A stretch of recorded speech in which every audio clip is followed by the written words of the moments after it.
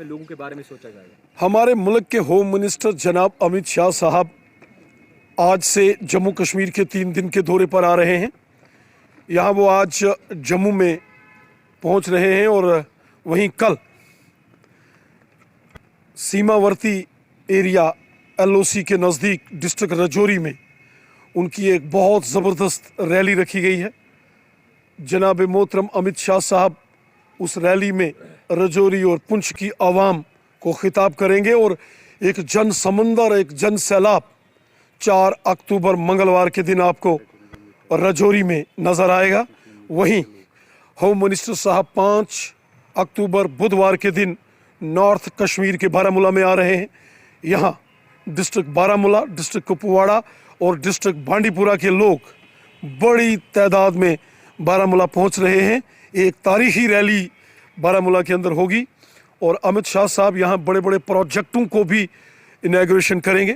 हमने देखा है मोदी साहब ने जम्मू कश्मीर के अंदर लाजवाब डेवलपमेंट के काम किए हैं, गरीब लोगों की मदद की है। लोगों के खाते में जो किसान हैं 6-6 हज़ार, गरीब लोगों को 1,000 पेंशन, 5-5 लाख के हेल्थ कार्ड, इलाज के लिए फ्री राशन, फ्री वैक्सीन, गांव-गांव में गरीब लोगों के मकान, गरीब लोगों के लिए टॉयलेट बाथरूम जैसे बड़े काम, और उसके साथ सड़कें, school, hospital, AIIMS, medical colleges, ये तमाम बड़े काम और दूर दराज के एरिए में बिजली पानी पहुंचाने का काम मोदी सरकार ने किया है, अमित शाह साहब ने किया है। और इसलिए आप देखेंगे रैली चाहे राजौरी के अंदर होगी 4 अक्टूबर को या 5 अक्टूबर को बारामूला में, एक जन सैलाब, एक जन समंदर आपको राजौरी में और बारामूला में नज़र आएगा। ये राजौरी, पुंछ और नॉर्थ कश्मीर के हिस्ट्री में सबसे बड़ी रैलीज होंगी। क्या इस रैली में इलेक्शंस की कोई नई डेट या इलेक्शन की बात सामने आ सकती है? देखिए, इलेक्शन आज नहीं तो कल होगा, यकीनन होगा। इस रैली में तो डेट नहीं आएगी, डेट देना इलेक्शन कमीशन का काम है, लेकिन हम तैयार हैं। भारतीय जनता पार्टी जम्मू कश्मीर में असेंबली के इलेक्शंस के लिए पूरी तरीके से तैयार है। इसका फैसला इलेक्शन कमीशन ऑफ इंडिया ने करना है, हम तो अपनी तैयारियों में जुटे हैं। इस टाइम पे उनकी खेती है यहाँ पर, कश्मीरी भी देख रहा है कि वो क्या खेती करेंगे, क्या फल उस खेती का कुछ निकलेगा। अभी तक तो 4 सालों में हमने उनकी खेती का कोई फल देखा नहीं। अब वो दौरे कर रहे हैं, वो इस टाइम पे आए यहाँ पे वाजवान खाए, उनको कौन रोकता है, करे, उनकी मर्जी है। तो हम इसमें तो कोई ये दोहरा ही नहीं है, डेमोक्रेटिक सिस्टम है और वो होम मिनिस्टर है, आए। बट मैं ये बोल रहा हूँ कि कश्मीर को क्या फायदा मिला अभी 4 सालों में, जो उन्होंने बुलंदबाग दावे किए थे, प्रोजेक्ट बोला था इतने सारे 80,000, अभी तक मुझे समझ नहीं आ रहा है वो 80,000 करोड़ रुपए जो उन्होंने अनाउंस किया था वो पैसे कहाँ है, मतलब वो कहाँ गए। वो तो बोल रहे थे हम यहाँ सारा नक्शा ही चेंज कर देंगे, वो सारे पैसे मुझे लगता है सड़कों पे या किसके पास गए वो पैसे। तो मतलब जो अभी यहाँ पे नए प्रोजेक्ट जिसको ये बोल रहे हैं हमने बनाए प्रोजेक्ट, वो तो हमारी सरकारों में बने हैं।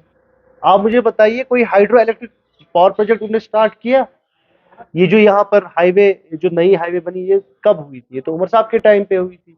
ये टनल कब हुई थी? उमर साहब के टाइम पे हुई। ये जो ब्रिज बन रहा है, रेलवे ब्रिज, ये भी उसी टाइम पे यूपीए सरकार में हुआ था। कहने का मकसद यही है कि ऑन ग्राउंड जो है, बातों के बगैर कुछ दिख नहीं रहा है। ऑन ग्राउंड जो होना चाहिए था, जो उन्होंने बोले था, बुलंदबाग दावे किए थे कि यहाँ दूध की नदियां बहेंगी, मुझे तो कहीं दूध नहीं दिख रहा है।